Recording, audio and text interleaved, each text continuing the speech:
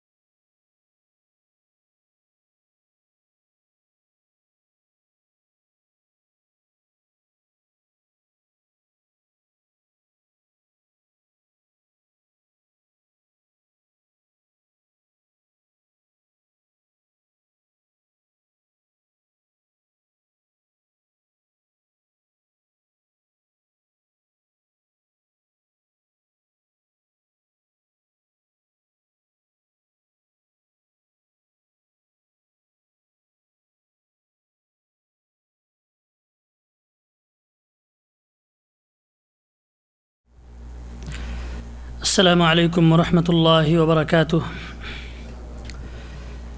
ان الحمد للہ نحمده ونستعینه ونستغفره ونؤمن به ونتوکل علیہ ونعوذ باللہ من شرور انفسنا ومن سیئات اعمالنا من يهده الله فلا مضل له ومن يضلله فلا هادي له واشهد ان لا اله الا الله وحده لا شريك له واشهد ان محمدا عبده ورسوله.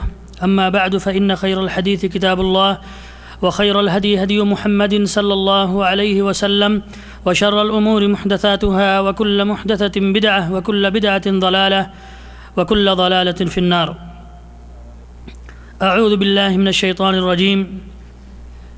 فإن آمنوا بمثل ما آمنتم به فقد اهتدوا وإن تولوا فإنما هم في شقاق فسيكفيكهم الله وهو السميع العليم.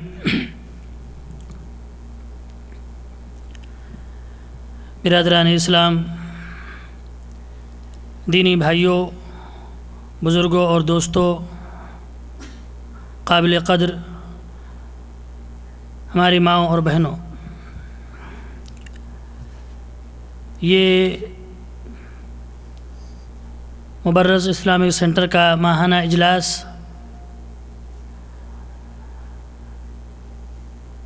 8 مئی بروز جمعرات منعقد ہو رہا ہے. بدعات اور اس کے نقصانات.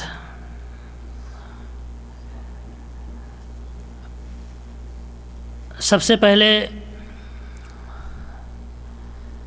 تو میں اللہ تبارک و تعالیٰ کی حمد و ثنا، اس کی بڑائی، بزرگی، عظمت بیان کرنے ضروری سمجھتا ہوں، جس نے ہمیں پیدا فرمایا اور ہماری تمام ضروریات کو مہیا فرمایا. اس کے بعد بے شمار درود و سلام نازل ہوں آخری نبی، ہم سب کے نبی جناب محمد رسول اللہ صلی اللہ علیہ وسلم پر، جن کی آمد سے دنیا کی ضلالت دور ہوئی اور ہدایت کا نور لے کر کے آئے کلام پاک کی روشنی میں، اور لوگوں کو کفر و ظلمت کے دلدل سے نکال کر کے رشد و ہدایت کے راستے پر لا کھڑا کیا.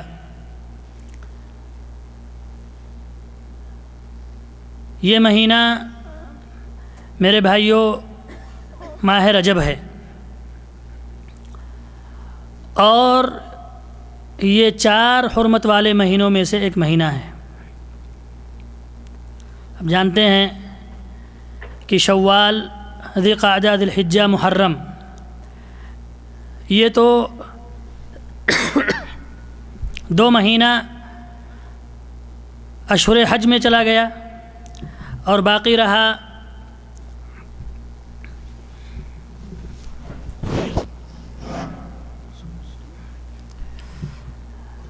محرم. تو محرم میں بھی آپ اسی کے بعد فوراً محرم کا مہینہ تھا، اور جس کے بارے میں بھی فضیلت کتاب و سنت میں موجود ہے، عاشورہ کا روزہ، یہ ساری چیزیں۔ باقی رہا رجب، اب رجب کے مہینے میں اس کی فضیلت، خصوصی فضیلت صرف حرمت ہے، اور کوئی اعمال نبی پاک صلی اللہ علیہ وسلم سے ایسے مسنون نہیں ہیں کہ جس کو بندہ عام دنوں میں نہ کر کے اس دن میں خصوصی طور پر کرے اور اس کی فضیلت اور اہمیت زیادہ ہو۔ دشمنان اسلام نے جہاں دین کی شکل و صورت کو بدلنے کی کوشش کی، ان کو یہ مہینہ ہاتھ لگا کہ حرمت والا مہینہ ہے، لاؤ اس کی فضیلت بیان کریں، اور اس میں مختلف قسم کے اعمال اور افعال گڑھے گئے اور ان کو دین کا لبادہ اڑا دیا گیا۔ میرے بھائیوں، یہ بدعت کے بارے میں آپ حضرات بہت سارے تقاریریں سنی ہوں گی، خطاب سنے ہوں گے، بدعت کا معنی کیا ہے۔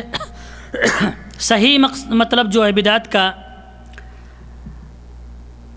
بہت سارے لوگ آپ جانتے ہیں کہ بدعت کے معنی سمجھتے ہیں نئی چیز، بدعت کے معنی نئی چیز، نیا عمل، نیا کام، لیکن بدعت وہ ہے جو شریعت کے مقابلے میں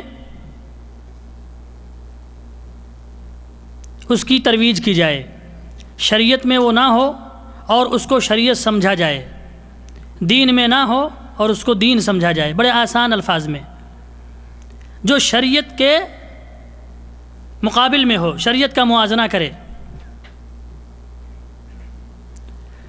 کوئی بھی کام آپ کریں شریعت میں نہ ہو، دین میں نہ ہو، اللہ کے نبی صلی اللہ علیہ وسلم کی سنت سے ثابت نہ ہو، اور آپ اس کو دین سمجھیں، سنت سمجھیں، اچھا کام سمجھیں، باعث ثواب سمجھیں، دین سے اس کو جوڑنے کی کوشش کریں، شریعت میں اس کو شامل کریں، اسلامی نام دیں، اس کو دینی نام دیں، یہ کیا ہے؟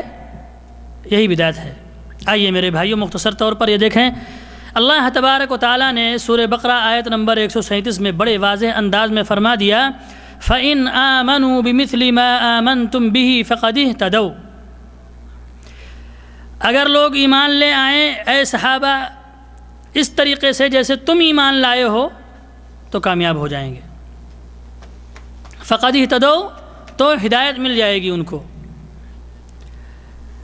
اللہ کے نبی جناب محمد رسول اللہ صلی اللہ علیہ وسلم پر قرآن پاک نازل ہوا، دین لے کر کے آئے، شریعت، اللہ کے پیغامات کن کے پاس نازل ہوئی؟ اللہ کے نبی صلی اللہ علیہ وسلم کی طرف نازل ہوئی۔ اللہ کے نبی صلی اللہ علیہ وسلم نے اللہ کے پیغام کو اللہ کے بندوں تک پہنچایا۔ اللہ کے نبی صلی اللہ علیہ وسلم سے یہ پیغام، یہ دین، یہ شریعت کس نے لیا؟ صحابہ کرام نے ڈائریکٹ لیا، مباشرتاً لیا، اور اللہ کے نبی جناب محمد رسول اللہ صلی اللہ علیہ وسلم نے کلام پاک کی آیتوں کے مفہوم کو ان کو سمجھایا، ان کو بتلایا کہ یہ آیت ہے، اس کا مفہوم یہ ہے، یہ عبادت اس آیت سے ثابت ہوتی ہے۔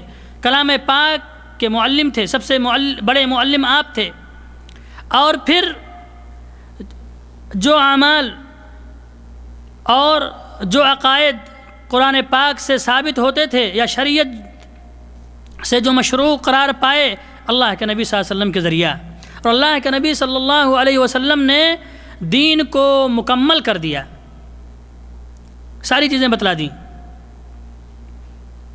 عبادات، عقیدہ، عقائد، اعمال، آداب، حقوق، یہ ساری چیزیں اللہ کے نبی صلی اللہ علیہ وسلم نے بتلا دیا، یہاں تک کہ قضائے حاجت کے آداب بھی نبی پاک صلی اللہ علیہ وسلم نے بتلا دیے، پیشاب اور پاخانے کے آداب بھی بتلا دیے، کیسے بیٹھنا ہے، کیا پڑھنا ہے، کس طرف منہ کرنا ہے، رخ کس طرف کرنی ہے، پیٹھ کس طرف کرنی ہے، قضائے حاجت کے وقت، پیشاب و پاخانہ کے وقت۔ جس نبی نے اتنی چھوٹی چھوٹی باتیں بتلا دی ہوں تو کیا اس نبی سے آپ یہ تصور کر سکتے ہیں کہ دین کے بڑی بڑی چیزیں جو ہمارے لیے باعث اجر اور باعث ثواب، فضیلت کا باعث ہو، اور اللہ کے نبی صلی اللہ علیہ وسلم نے اس کو نہ بتلایا ہو، چھپا دیا ہو؟ یہ تصور کر سکتے ہیں اللہ کے نبی صلی اللہ علیہ وسلم سے؟ نہیں میرے بھائیوں، کیوں نہیں کر سکتے ہیں؟ اس کی بھی دلیل ہے۔ اگر کریں گے تو آپ مومن ہی نہیں رہیں گے۔ ہمارا ایمان یہ ہونا چاہیے کہ نبی پاک صلی اللہ علیہ وسلم نے دین کے الف سے لے کر کے یا تک ساری چیزیں بتلا دی ہیں، اور اس کی سب سے بڑی دلیل سورۃ المائدہ کی آیت نمبر 3، اللہ کیا فرماتا ہے؟ الیوم اکملت لکم دینکم واتممت علیکم نعمتی ورضیت لکم الاسلام دینا۔ اللہ تبارک و تعالیٰ فرماتا ہے کہ آج میں نے تمہارے دین کو مکمل کر دیا۔ کس کو کیا مکمل کر دیا؟ دین کو، شریعت کو، جو دین نبی پاک صلی اللہ علیہ وسلم لے کر کے آئے تھے، یعنی نبی پاک صلی اللہ علیہ وسلم نے پورا مکمل پہنچا دیا، اور اللہ رب العالمین نے اس کی تائید بھی کی، فرمایا کہ تمہارے دین کو میں نے مکمل کر دیا۔ کن کے حوالے سے؟ نبی پاک صلی اللہ علیہ وسلم کے واسطے سے، حوالے سے۔ کیا مکمل ہوا؟ دین۔ یہ آپ ذہن میں رکھیں، یہ پوائنٹ جو ہے، یہ نقطہ اپنے ذہن میں رکھیں، اس لیے کہ لوگ گمراہ کرنے کے لیے بہت بڑے بڑے بڑے حربے استعمال کرتے ہیں۔ مثال کے طور پر کہتے ہیں کہ جی آج یہ سارے اعمال جو بدعت کہتے ہیں، اللہ کے نبی کے دور میں تو یہ بھی نہیں تھے، یہ بھی کہتے ہیں ہم بھی نہیں تھے، تو اس کا مطلب ہم بدعت ہوئے۔ اللہ کے نبی کے دور میں کپڑا یہ اس طرح سے نہیں تھا، یہ رومال نہیں تھا، یہ چشمہ نہیں تھا، یہ گاڑیاں نہیں تھیں، یہ ہوائی جہاز نہیں تھا، تو کیا یہ سب بدعت ہے؟ اس طرح سے اللہ رب العالمین نے کیا مکمل کیا ہے؟ دین مکمل کیا۔ کیا مکمل کیا ہے؟ دین مکمل کیا ہے کہ نہیں؟ دنیا نہیں مکمل کیا ہے، دنیا کے ایجادات مکمل نہیں کیے ہیں، ترقی مکمل نہیں کی ہے، دنیا کے علوم مکمل نہیں کیے ہیں۔ فرمایا علم الانسان ما لم يعلم، انسان کو وہ چیزیں سکھلایا اللہ رب العالمین نے کہ جو جانتا ہی نہیں تھا۔ ایک ایک زندگی اور ایام کے ساتھ ساتھ ترقیاں ہوتی جا رہی ہیں، سائنسی علوم کی ترقی ہوتی جا رہی ہے۔ تو اس کا مطلب یہ نہیں ہے کہ دین بھی ہمارا ترقی پر گامزن ہے، نہیں، ہمارا دین ترقی پر پہنچ چکا ہے۔ آج سے 1400 سال پہلے جو ترقی ہونی تھی دین کی، وہ مکمل ہو چکی، وہ ترقی مکمل ہو چکی، قیامت کے دن تک وہی مہر لگ چکی ہے، الیوم اکملت لکم دینکم۔ 1400 سال پہلے ہمارا دین مکمل ہو گیا۔ نبی پاک صلی اللہ علیہ وسلم مقام عرفہ میں ہیں، آپ حج کے ایام میں آپ نے ایک ہی حج کیا ہے، اس حج میں سب سے بڑا مجمع تھا، تقریباً 1.25 لاکھ کا مجمع تھا، پوری قوم جمع تھی، اہل ایمان جمع تھے۔ میرے بھائیوں، نبی پاک صلی اللہ علیہ وسلم نے پوچھا الا هل بلغت، کہ کیا میں نے اللہ کے دین کو تم تک پہنچا دیا کہ نہیں؟ لوگوں نے کیا فرمایا؟ بلغت وادیت یا رسول اللہ، اے اللہ کے نبی، اے اللہ کے رسول، آپ نے صرف پہنچایا ہی نہیں ہے بلکہ اس کا حق ادا کر دیا، پہنچا بھی دیا ہے، وادیت، اس کا حق بھی ادا کر دیا ہے۔ یہ نہیں کہ ہمیں حکم دے دیا 5 وقت نماز پڑھنے کے لیے اور آپ آرام فرما ہیں، ہمیں حکم دیا روزہ رکھنے کے لیے آپ کھانا نوش فرما رہے ہیں، نہیں، آپ نے عمل کر کے دکھلا دیا، ثابت کر کے دکھلا دیا کہ اسلام یہ ہے، عمل کیا، اس کا حق ادا کر دیا۔ یہ اللہ کے نبی صلی اللہ علیہ وسلم نے جب اپنے صحابہ کرام سے سنی تو فرمایا، آسمان کی طرف اپنی انگلی اٹھائی شہادت کی، کیا فرمایا؟ اللہم اشہد، اللہم اشہد، اللہم اشہد، اے اللہ تو گواہ رہا، جو ذمہ داری تو نے میرے اس کمزور کندھے پر جو تو نے ڈالی تھی، دی تھی، میں نے اس کو ادا کر دیا، اے اللہ تو گواہ رہا۔ اب اللہ رب العالمین نے نبی پاک صلی اللہ علیہ وسلم کی دعا قبول فرمائی، اور یہ نہیں بلکہ آیت کریمہ نازل کر دی، جبریل کو بھیجا، اور آیت کریمہ قیامت کے دن تک مسلمان اس کو پڑھتے رہیں گے کہ یہ نبی وہ نبی نہیں ہے کہ جس نے اپنے قوم کے ساتھ خیانت کی ہو، نہیں، الیوم اکملت لکم دینکم واتممت علیکم نعمتی ورضیت لکم الاسلام دینا، کہ اے لوگو، دنیا کے لوگو سن لو کہ آج مقام عرفہ ہے۔ کون سا دن ہے؟ عرفہ کا میدان مکہ کی وادی ہے جہاں پہ ہر سال اہل ایمان جاتے ہیں، وقوف کرتے ہیں، وہاں پر ٹھہرتے ہیں، وہاں ٹھہرے بغیر کسی کا حج مکمل نہیں ہو سکتا ہے۔ رکن بنا دیا وہاں پر جانے کے لیے۔ اسی مقام پر، مبارک جگہ پر رب ذوالجلال نے یہ آیت نازل فرمائی اور کیا فرمایا؟ الیوم اکملت لکم دینکم۔ اے لوگو سن لو، اے مومنو سن لو، اگر واقعی جنت پانی ہے، اگر واقعی تمہیں رشد و ہدایت کا راستہ اختیار کرنا ہے تو کیا کرنا ہے؟ الیوم اکملت لکم دینکم، دین تمہارا مکمل ہو چکا ہے۔ اب وہی دین قبول ہوگا میرے یہاں جو دین مصطفیٰ نے بتلایا ہے، جو دین محمد نے سکھلایا ہے صلی اللہ علیہ وسلم، جو دین آپ نے بتلایا ہے، ان کی موجودگی میں ان کا عمل دین ہے۔ فرمایا اکملت لکم دینکم، تمہارا دین مکمل ہو چکا ہے، کمپلیٹ ہو چکا ہے۔ واتممت علیکم نعمتی، اور تم پر اپنی نعمت پوری کر دی ہے۔ اب اگر نعمت چاہیے، رب کی رحمت چاہیے، رب کا انعام چاہیے تو ہمیں کیا کرنا پڑے گا؟ نبی پاک صلی اللہ علیہ وسلم کے بنائے ہوئے دین، آپ کے بتلائے ہوئے دین پر عمل کرنا پڑے گا، نہ کہ آج کے ہمارے رنگ برنگے دین نہیں۔ اور ایک بات میرے بھائیوں سن لیجئے، اصلی چیز جو ہوتی ہے اس میں کبھی ایام بھی گزر جائیں یا کچھ بھی گزر جائے اس میں رد و بدل نہیں ہوتا ہے۔ قرآن پاک، سنت، نبی پاک صلی اللہ علیہ وسلم کی سنت، یہ قیامت کے دن تک محفوظ رہے گی اور اپنے اصلی صورت میں رہے گی۔ کیوں؟ اس لیے کہ آپ آخری نبی ہیں، قیامت کے دن تک آپ ہی کی نبوت رہے گی۔ اس کی حفاظت کی ذمہ داری اللہ رب العالمین نے لی ہے۔ کس چیز کے لیے ہے؟ انا نحن نزلنا الذکر وانا لہ لحافظون۔ فرمایا ہم نے ذکر کو نازل کیا ہے اور ہم ہی اس کی حفاظت کرنے والے ہیں۔ اور ذکر میں میرے بھائیوں قرآن اور حدیث دونوں شامل ہیں۔ قرآن بھی ذکر ہے اور حدیث بھی ذکر ہے۔ تو اللہ تبارک و تعالیٰ نے دین کو مکمل کر دیا۔ یہ پس منظر آپ اپنے ذہن میں رکھیں، یہ پس منظر آپ اپنے ذہن میں رکھیں۔ اگر کوئی شخص، کوئی عمل آپ کے یہاں رائج ہے اور وہ شخص اس عمل کو قرآن و حدیث سے ثابت کر رہا ہے، آیت آپ کو بتلا رہا ہے، حدیث بھی بتلا رہا ہے، لیکن وہ عمل صحابہ کرام نے نہ کیا ہو، ان کے دور میں معروف نہ ہو، ان لوگوں نے نہ کیا ہو، وہ عمل شریعت نہیں ہو سکتی۔ کیوں؟ اکملت لکم دینکم نے یہ بات واضح کر دی کہ اب قرآن کی آیتوں سے ہم اپنا الگ سمجھ نہیں لے سکتے ہیں، اپنا الگ راستہ نہیں اختیار کر سکتے ہیں۔ وہی سمجھ جو صحابہ کی سمجھ تھی، وہی سمجھ جو نبی پاک صلی اللہ علیہ وسلم کی سمجھ تھی، جو عقیدہ نبی پاک صلی اللہ علیہ وسلم نے سمجھا اس قرآن سے، قرآن پاک سے، وہی عقیدہ ہم بھی سمجھیں گے، الگ نہیں سمجھ عطا کریں گے۔ مثال کے طور پر یہیں پر ایک مثال بیان کر دوں۔ اللہ کے نبی جناب محمد رسول اللہ صلی اللہ علیہ وسلم کے دور میں آپ جانتے ہیں کہ لوگوں کی عبادت کے لیے صرف ایک جگہ تھی اور وہ مسجدیں۔ آپ مکہ سے ہجرت کر کے مدینہ گئے اور وہاں پر سب سے پہلا کام آپ نے کیا کیا؟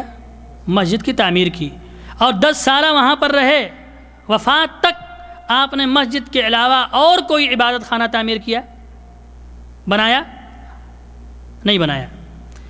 اب اگر کوئی شخص مسجد کے علاوہ خانقاہ تعمیر کرے اور کہے کہ یہ بھی عبادت کی جگہ ہے، اللہ کو حاصل کرنے کی جگہ یہ بھی ہے، اور مراقبہ یا ذکر و اذکار کی جگہ یہ بھی ہے، تو آپ کیا کہیں گے؟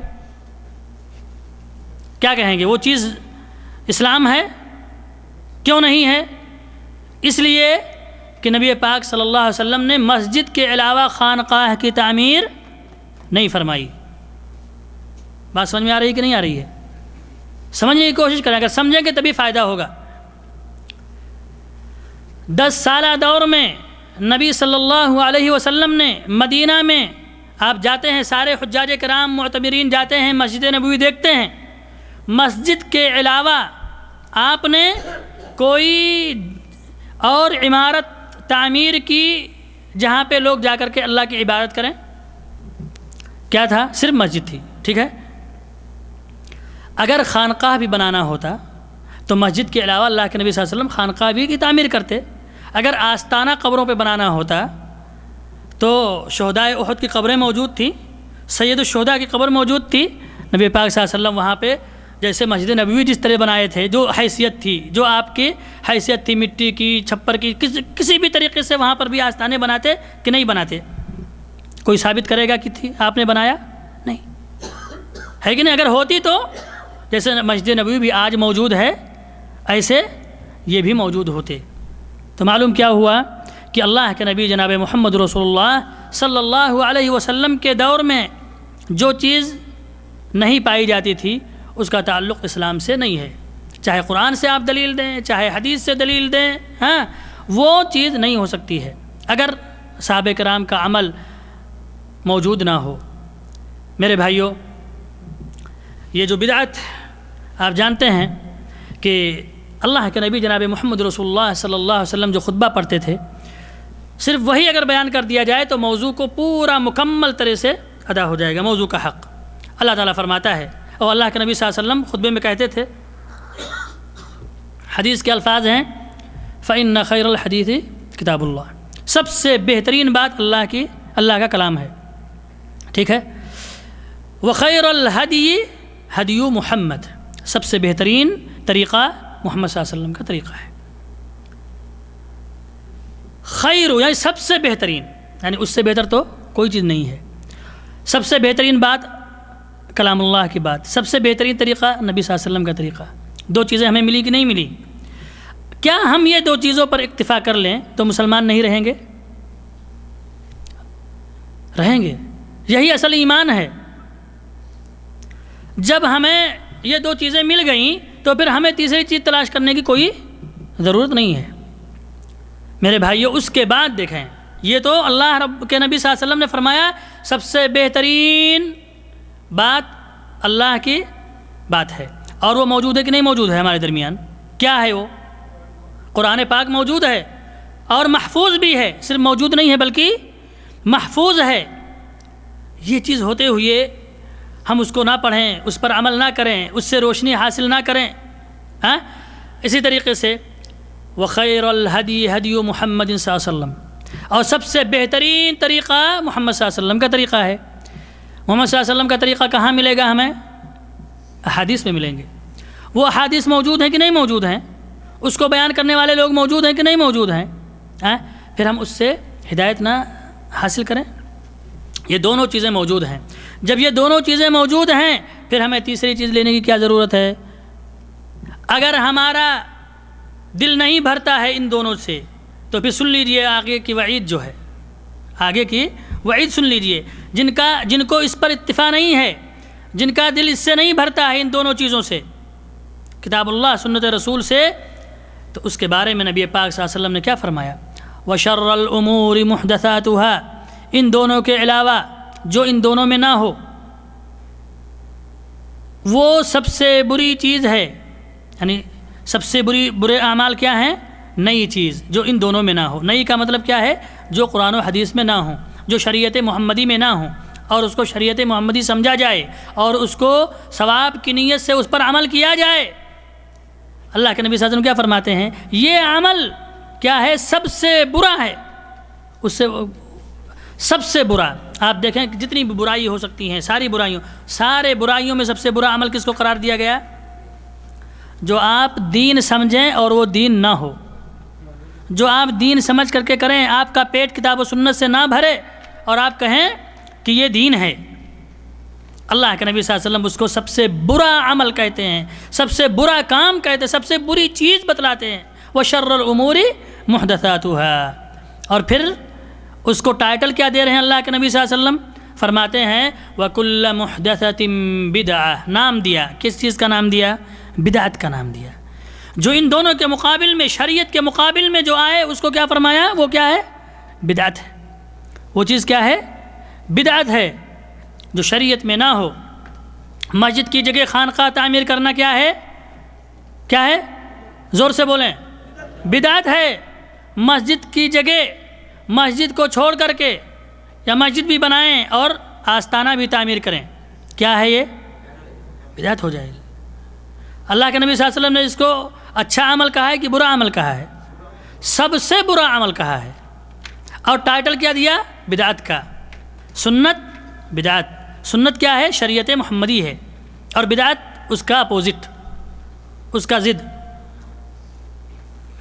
پھر کیا فرمایا؟ وَكُلَّ مُحْدَثَةٍ بِدْعَةٍ وَكُلَّ بِدْعَةٍ ضَلَالَةٍ۔ پھر اس کے بارے میں حکم کیا فرمایا کہ یہ بدعت جو کرے گا وہ کدھر لے جانے والی ہے؟ اس کا حکم کیا ہے؟ وہ گمراہی ہے، کیا ہے؟ ضلالت ہے، بھٹکا دے گی تمہیں، دین سے دور کر دے گی، رب کی رحمت سے دور کر دے گی، رب کے انعام سے تمہیں کوسوں دور کر دے گا، اور وہ رہنمائی جہنم کی طرف کر لے۔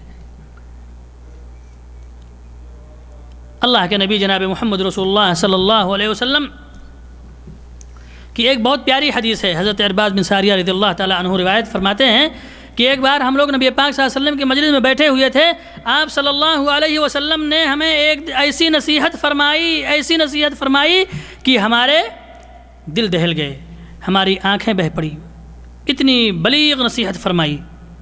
ہم لوگوں نے سوچا کہ یہ تو ایک رخصت کرنے والے کی نصیحت لگ رہی ہے، تو گویا نبی پاک صلی اللہ علیہ وسلم ہمارے درمیان اب نہیں رہیں گے، زیادہ دن کے مہمان نہیں ہیں۔ تو ہم نے کہا فاوصنا یا رسول اللہ، اے اللہ کے نبی صلی اللہ علیہ وسلم، لگتا ہے کہ آپ ہم سے جانے والے ہیں، جدا ہونے والے ہیں، تو ہمیں کوئی انمول موتی بتلائیے، کوئی ایسا عمل بتلائیے، کوئی ایسی وصیت کیجئے کہ جس پر ہم گامزن رہیں، ہم گمراہ نہ ہو جائیں، اس کو پکڑے رہیں۔ نبی پاک صلی اللہ علیہ وسلم نے کیا فرمایا؟ فرمایا اوصیکم بتقوی اللہ، تمہیں اللہ کے ڈر کی وصیت کرتا ہوں، اور امیر المومنین کی اطاعت و فرما برداری لازم پکڑنا۔ فرمایا میں تو نہیں رہوں گا، لیکن میرے بعد بڑے اختلافات ہوں گے، بڑے اختلافات، اور ہوئے، آج بھی اختلافات موجود ہیں، یعنی انبار ہے اختلافات کی۔ فرمایا فَسَيَرَ اخْتِلَافًا كَثِيرًا، یعنی بہت اختلافات دیکھیں گے، گروہ نکلیں گے، ٹولیاں کی ٹولیاں، اور سب اپنا کیا کہیں گے؟ ارے میں صحیح پر ہوں، میں کتاب و سنت پر ہوں، لیکن کسی کا دعویٰ نہیں۔ نبی پاک صلی اللہ علیہ وسلم نے کیا فرمایا؟ فرمایا علیکم بسنتی۔ کیا کرنا ہے اس وقت جب سارے کے سارے لوگ کیا کریں؟ کوئی فلاں پیر کی کرامت بیان کرے، کوئی فلاں ولی کے کرامات بیان کر رہا ہے، کوئی وہ ادھر، یہ سارے کرامات، کوئی امام جعفر صادق کے کرامات بتلا رہا ہے، کوئی کچھ کرامات بتلا رہے ہیں۔ ایسی صورت میں کیا کرنا؟ سارے کرامات کو ایک طرف رکھنا، سارے قصے کہانیاں ایک طرف، میری سنت کو مضبوطی سے پکڑ لینا۔ فرمایا کبھی گمراہ نہیں ہو سکتا۔ علیکم بسنتی، فرمایا علیکم بسنتی، اپنے اوپر لازم کر لینا میری سنت کو، پکڑ لینا مضبوطی سے۔ وسنت الخلفاء الراشدین، اور خلفاء راشدین، ابو بکر کی سنت، عمر کی سنت، عثمان کی سنت، علی کی سنت، ان کے اعمال، ان کے اخلاق، ان کے عقائد، ان کو رائج کرنا، ان پر مضبوطی سے قائم رہنا۔ اور صرف اتنا ہی نہیں فرمایا، فرمایا عضوا علیہا بالنواجذ، یعنی اپنے دانتوں سے مضبوطی سے پکڑے رہنا۔ ذرہ برابر اگر ڈھیلا کرو گے تو کیا ہو جائے گا؟ گمراہ ہو جائے گا۔ اس لیے میرے بھائیوں، اگر ہمیں بدعت سے بچنا ہے تو اس طریقے سے ہمیں اللہ کے نبی صلی اللہ علیہ وسلم کے فرمان پر عمل کرنا پڑے گا۔ میرے بھائیوں، اللہ کے نبی جناب محمد رسول اللہ صلی اللہ علیہ وسلم نے کیا فرمایا؟ ترکت فیکم امرین، دو چیزیں چھوڑ کے جا رہا ہوں، یہ دو چیزیں میرے بھائیوں۔ تو یہ چیز جو ہے سب سے، بہت سارے لوگ کیا کہتے ہیں بھائی، کیسے شیخ وہ بھی کہتے ہیں کتاب و سنت، ہم عام آدمی ہیں، ایک عوام ہیں، کیسے ہمیں پتہ چلے گا کہ کون حق پر ہے؟ ٹھیک ہے، کہتے ہیں کون حق پر ہے، کیسے ہمیں پتہ چلے گا؟ 5 وقت کی نماز فرض ہے، سب جانتے ہیں کہ اس میں اختلاف ہے، 5 وقت کی نماز مکمل پڑھو، کوئی پڑھتا ہے، کوئی پڑھتا ہے، کوئی نہیں پڑھتا ہے، سمجھ رہے ہیں؟ اسی طریقے سے ایک اللہ کی عبادت، اگر کوئی شخص یہ کہے کہ نہیں فلاں شخص بھی ہماری مرادیں پوری کر دے گا، تو ایسی صورت میں کہ اللہ رب العالمین نے آپ کو عقل نہیں دیا ہے؟ اللہ رب العالمین قرآن میں کیا فرماتا ہے؟ جن کو تم اللہ کے چھوڑ کر کے پکارو گے وہ باطل ہیں، جن کو تم پکارتے ہو اللہ کو چھوڑ کر کے، وہ سب کیا ہیں؟ باطل ہیں، جھوٹ ہیں۔ میرے بھائیوں، مختصر یہ کہ اگر ہمیں اپنے دین کو پہچاننا ہے تو ہم کہاں پہچانیں گے؟ 1400 سال پہلے ان کے عمل کو دیکھنا پڑے گا۔ آپ اپنے عالم سے پوچھیں گے کہ بھئی یہ صحابہ کرام نے عمل کیا ہے کہ نہیں کیا ہے؟ اگر کیا ہے، ان کے دور میں تھا، نبی پاک صلی اللہ علیہ وسلم نے بتلایا، اس کا طریقہ موجود ہے، کریں گے۔ نہیں ہے، خلاص نہیں کریں گے، بالکل نہیں کریں گے۔ کیوں؟ اس لیے کہ وہ پھر دین نہیں ہے، دین مکمل ہو چکا ہے۔ میرے بھائیوں، یہ رجب کا مہینہ چل رہا ہے، بدعات کے انبار ہیں اس مہینے میں، اور آپ جانتے ہیں کہ ہمارے ملکوں میں تو ایسی بدعتیں ایجاد ہیں کہ خصوصاً مجھے تو معلوم ہی نہیں ہے کہ کیا کیا بدعتیں ہوتی ہیں، کیا کیا چیزیں دین کا نام لوگ دیے ہوئے ہیں اور اس کو کر رہے ہیں۔ اس مہینے میں سب سے اہم بدعت جو معروف ہے وہ بدعت ہے 22 رجب کے کنڈے، جو امام جعفر صادق کے نام پر نظر و نیاز کیے جاتے ہیں، ان کے نام پر۔ اس کا قصہ کئی بار بیان کیا جا چکا ہے، میں مناسب نہیں سمجھتا ہوں کہ بار بار اس کو دہرایا جائے۔ اس اسٹیج سے کئی بار CD بھی موجود ہے اس کی، جو لکڑہارے کی کہانی ہے، جس کو بنایا گیا ہے قصہ۔ آپ دیکھیے کہ ایک لکڑہارے کی کہانی کو یعنی عنوان بنا کر کے اور اس کو دین کی شکل دے دینا، یہ کہاں کی علامت، کہاں کی عقل مندی ہے؟ نبی پاک صلی اللہ علیہ وسلم نے دین بنایا، آپ نے شریعت مکمل آپ نے کر دی، پھر یہ کہاں کا نظر و نیاز؟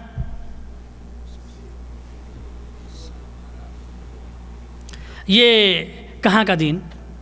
یہ قصے کہانیاں لکڑہارے کی، میرے بھائیوں۔ اور اس لکڑہارے کی کہانی میں جو آپ دیکھیں گے کہ جس نے بھی یہ کھانے، پیٹ پرستوں نے جس نے بھی اس کو کیا ہے، گڑھا ہے، بالکل پکا کر دیا ہے کہ تاکہ کسی بھی صورت میں آپ کنڈا بھریں اور ان کے لیے ان کو فاتحہ وغیرہ کروائیں، تاکہ ان کے پیٹ جو ہیں، آپ جانتے ہیں کہ جہنم بھرتی نہیں ہے اور ان کا پیٹ بھی جہنم ہی ہے کتنا بھی، اور آئے دن بدعت، آئے دن بدعت، اور کہیں کھچڑی، کہیں کنڈے، کہیں حلوے، کہیں سارے کھانے کی۔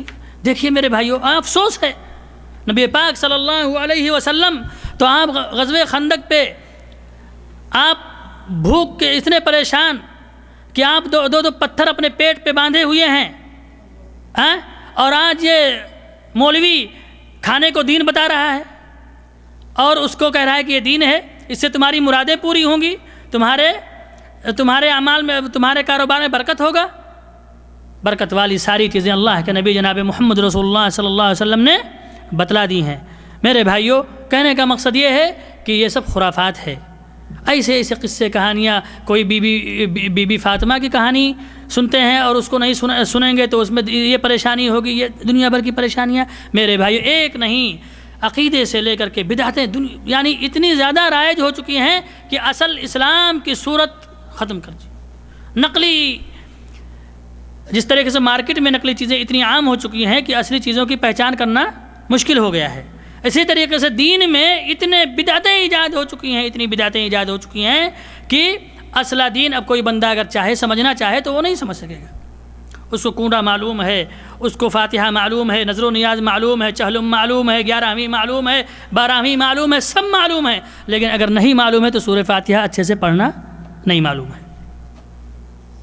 قرآن پر فاتحہ معلوم ہے، کھانوں پر فاتحہ معلوم ہے، فاتحہ کرانا یہ سب معلوم ہے، فاتحہ خوانی معلوم ہے، لیکن فاتحہ پڑھنا معلوم نہیں ہے،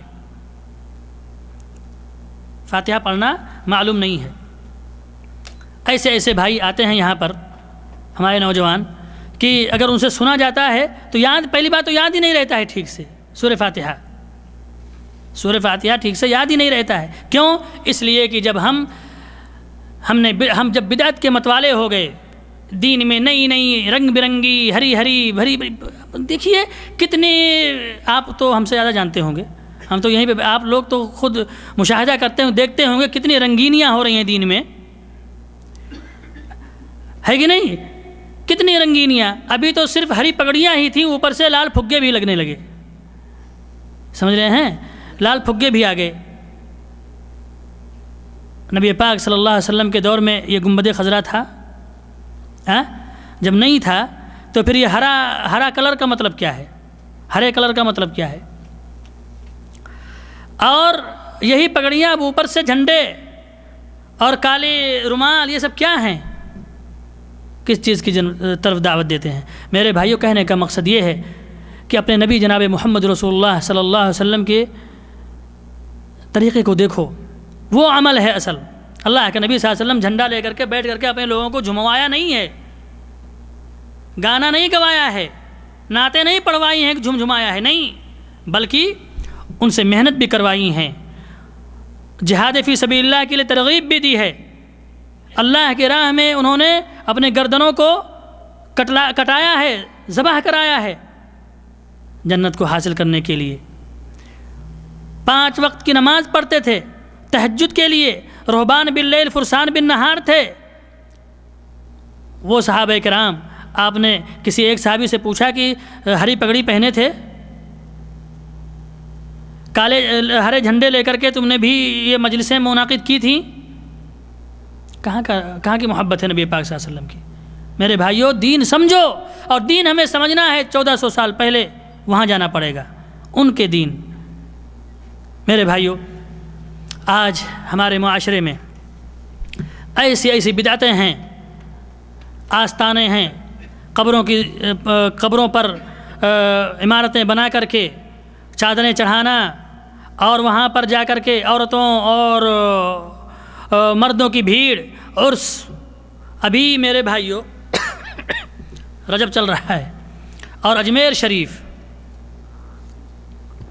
ہمارے ملک میں راجستھان کے صوبہ میں اجمیر شریف، مکہ شریف کم سنیں گے، مدینہ شریف کم ہی سنیں گے، لیکن اجمیر شریف، کچھوچا شریف، بریلوی شریف، ملتان شریف اور سیوان شریف، پتہ نہیں کیا کیا شریف ہیں، گلبرگہ شریف، یہ سب شریف ہیں۔ ابھی عرس شروع ہوا، اور میرے بھائیوں، ان بیچارے جاہل، اور جاہل تو ہیں دین میں، لیکن حساب کرنے میں، اپنا رقم جوڑنے میں جاہل نہیں ہیں۔ بینک بیلنس پتہ ہے کہ ہمارا کتنا ہے بینک میں، ہے کہ نہیں؟ تجارت میں بڑے ماہر ہیں، لیکن دین میں اتنے بھگے ہیں کہ بڑے بڑے لوگ آ کر کے وہاں پر، ابھی یہی اجمیر کے اس میں بڑے بڑے لوگ آ کر کے اور کہتے ہیں کہ یہاں پر جس نیت سے بھی آئے، کہنے کی بھی ضرورت نہیں ہے، وہ دل میں ہی پتہ چل جاتا ہے ہمارے سرکار کو، نعوذ باللہ، سمجھ رہے ہیں؟ اور وہاں پر وہ عریانیت، قوالی، گانے بجانے، ڈھول تاشے، یہ ساری چیزیں چرس سی ان لوگوں کی شکلیں دیکھ کر کے گناتی ہیں میرے بھائیوں۔ اور اس کو دین اور سب سے بڑا عقیدہ، بیچارے عورتیں اس گرمی میں اس میں کیمپوں میں رہ کر کے گزار کر کے، یعنی کیوں گئی ہیں وہاں پر؟ عقیدہ ہے، کچھ لینے کے لیے گئی ہیں، دین سمجھ کر کے۔ اس طریقے سے آج وہی دین ہے، اتنی محنت کر کے اگر مسجد میں چلے جاتے، اللہ رب العالمین سے لو لگا لیتے، سجدہ کر لیتے، اس کی عظمت کو سمجھتے، سجدے کی عظمت کو سمجھتے، یہ قبروں پر جا کر کے سجدے کرنے سے بہتر کیا تھا کہ اللہ کے گھر کو آباد کرتے، لیکن یہ نہیں ہو سکا۔ اور وہاں پر ایک دروازہ، بہشتی دروازہ، جنتی دروازہ کہتے ہیں، اس کو کھولا گیا، لوگوں کی بھیڑ جانے کے لیے کہ گویا جنت میں چلے گئے، اس میں جانے کے لیے اتنا۔ اللہ رب العالمین دنیا میں بہت عقل مند ہیں، دنیا کی اچھائی برائی جانتے ہیں۔ یہ پڑھائی کرنے میں کتنا بھی ڈونیشن دینا پڑے، 1 لاکھ 2 لاکھ کتنا بھی، کیوں؟ اس لیے کہ اس پہ تنخواہ زیادہ ملے گا، ہے کہ نہیں؟ یہ پتہ ہے، یہ پتہ ہے، اتنا ذہن ہے، لیکن یہ نہیں پتہ ہے کہ واقعی اگر جنتی دروازہ ہوتا، اگر اللہ رب العالمین دنیا میں جنت کا دروازہ اگر بھیجتا، اگر دروازہ ہوتا تو کہاں ہوتا؟ ھذا البلد الامین فیہ آیات بینات مبارکا وہدی للعالمین، کہاں ہوتا؟ مکہ میں ہوتا، اللہ کا گھر موجود ہے، وہاں پر تو کوئی دروازہ نہیں ہے جنتی۔ پاک پٹنگ میں داتا حجویری کے دربار میں، وہاں پہ بھی جنتی دروازہ ہے۔ اور صرف یہی نہیں، میں کہتا ہوں کہ اگر یہی دروازہ ہے تو پھر جا کر کے دھام میں بھی تو ہے سورگ دوار، وہاں پہ بھی جاؤ، وہ بھی تو جنتی دروازہ ہے۔ سورگ دوار جو ہے سورگ کے معنی جنت اور دوار کے معنی دروازہ، وہاں پہ بھی دروازہ ہے، وہاں پہ بھی جو جتنے بھی ہندو اور سارے سب لوگ جاتے ہیں وہاں پہ بھی اسی لیے جاتے ہیں، بڑا اونچا ہے، پہاڑ ہے، اس پہ اس میں جانے کے لیے تاکہ سورگ میں جا رہے ہیں۔ سمجھ رہے ہیں میرے بھائیوں، یہ دین سے اس کا کوئی تعلق نہیں ہے۔ بات تو بڑی کڑوی ہوگی لیکن دین سے اس کا کوئی تعلق نہیں ہے۔ یہ سب بدعت و خرافات ہیں، یہ بالکل دین نہیں ہے بلکہ کلم کلا شرک ہے جو اللہ تبارک و تعالیٰ کبھی معاف نہیں فرمائے گا۔ میرے بھائیوں، جب بدعت رائج ہوگی تو دین کی اصل چیز ختم ہو جائے گی۔ یہ کٹورا ہے، گلاس ہے، اس گلاس میں پانی بالکل مکمل ہے کہ نہیں؟ اللہ رب العالمین نے کیا فرمایا کہ ہم نے دین کے پیارے کو مکمل کر دیا، گلاس کو مکمل کر دیا۔ اب ہمیں اگر کوئی چیز اپنی طرف سے ڈالنی ہے، اللہ رب العالمین، اللہ کے نبی صلی اللہ علیہ وسلم نے 2 عید شریعت میں بنائی، اس پیالے میں 2 عید ہے کہ نہیں؟ اب ایک عید اور داخل کرنا ہے، اس میں سے اور یہ چائے کافی ڈالیں گے تو کیا ہوگا؟ پانی اصل نیچے آئے گا کہ نہیں آئے گا؟ گرے گا کہ نہیں گرے گا؟ ختم ہو جائے کہ نہیں؟ تو جیسے بدعت عام ہوگی، لوگ اس پر عمل کریں گے، اصل چیز نماز چھوٹ جائے گی، مسجدوں سے لوگ دور ہو جائیں گے، آستانوں کے قریب ہو جائیں گے۔ اور یہی ہوا کہ نہیں ہوا ہے؟ یہی ہوا ہے کہ نہیں ہوا ہے؟ سنتیں مٹ گئیں، بدعتیں رائج ہو گئیں۔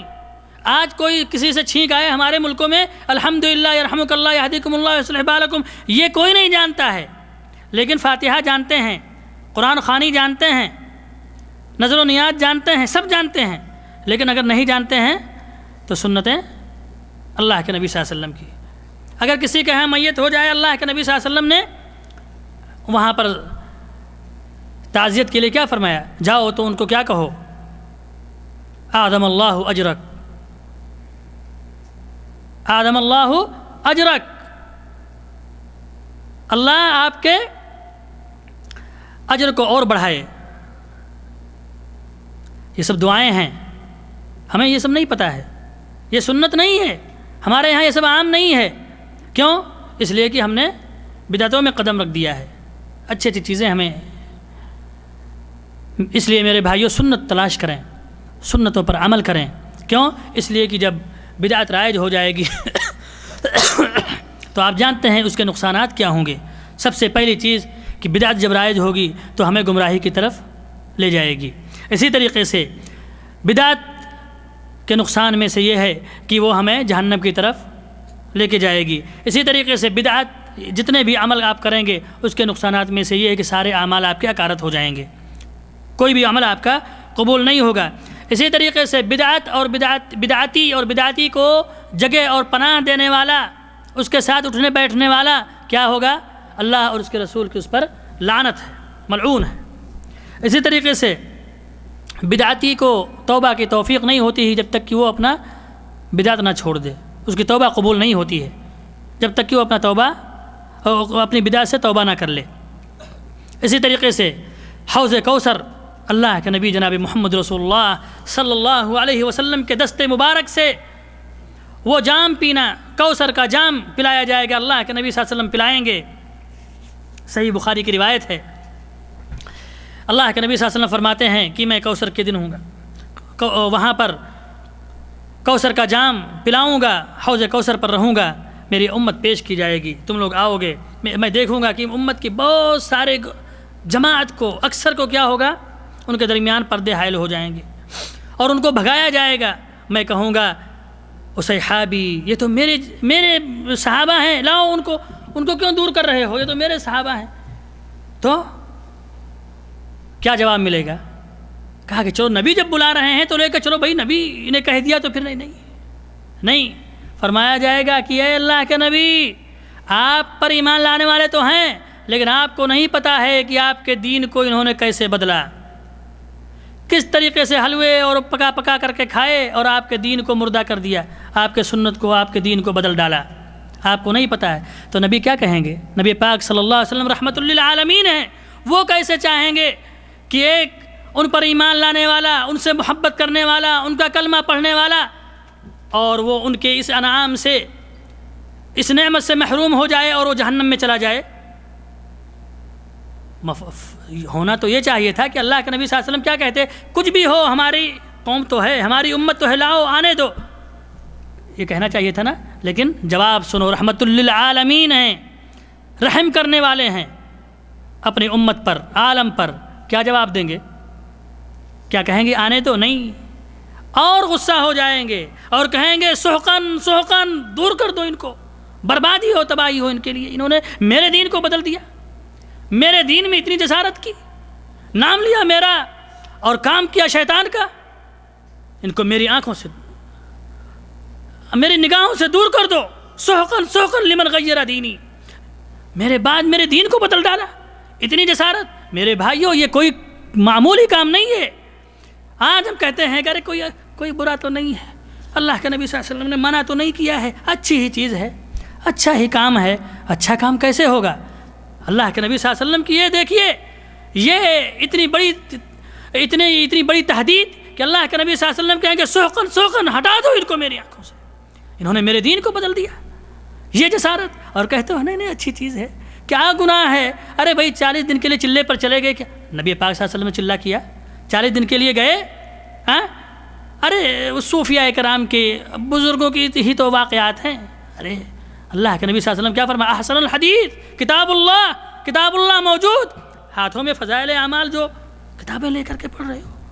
میرے بھائیوں اللہ فرماتا ہے وَيَحْسَبُونَ أَنَّهُمْ يُحْسِنُونَ صُنْعًا، سمجھتے ہیں کہ بڑی اچھی چیز ہے نا، فضائل اعمال اچھی کتاب ہے، اعمال کی فضیلت، روزے کی فضیلت، حج کی فضیلت، سب کی فضیلت. یہ نہیں جانتے ہیں کہ اس میں کتنے واقعات قصے ہیں جو ہمارے عقیدہ اور ایمان کو ذبح کر رہے ہیں، ختم کر رہے ہیں. یہ شیطانی چالیں ہیں جو دین کا نام لے کر کے دین بتا رہے ہیں. یہ بدعت میرے بھائیوں، اس نے اسلام کو اس طریقے سے نیست و نابود کر دیا ہے کہ لوگوں کو آپ اصل دین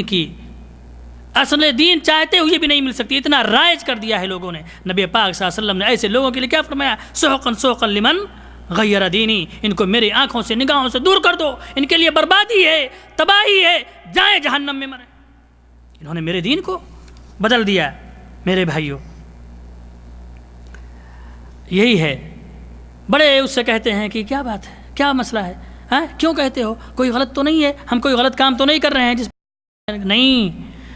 ہر وہ عمل جو آپ باعث ثواب سمجھیں اور یہ سمجھتے ہیں کہ یہ اسلام ہے، مسلمانوں کو اس کو کرنے کا حکم دیں، ان کو راغب کریں اور ان کو فضیلت بیان کریں، اس کے لیے شرط ہے میرے بھائیوں کہ اللہ کا کلام اور نبی پاک صلی اللہ علیہ وسلم کا فرمان موجود ہو.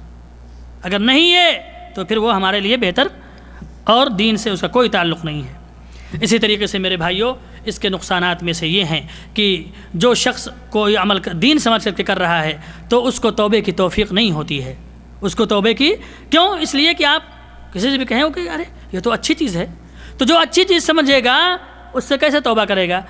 چہ جائے کہ ایک شخص جس سے زنا سرزد ہو گئے، چوری ہو گئی، اس سے کوئی غلط کام ہو گیا، لیکن اس کے دل میں کبھی احساس ہوتا ہے، اللہ کا خوف پیدا ہوگا، سوچے گا ارے یہ کام میں نے غلط کیا ہے، تو اللہ اس کو توبے کی توفیق دے دے گا. لیکن بدعت جو عمل دین سمجھ کر کے کرے گا اس میں تو اور محنت کرے گا وہ.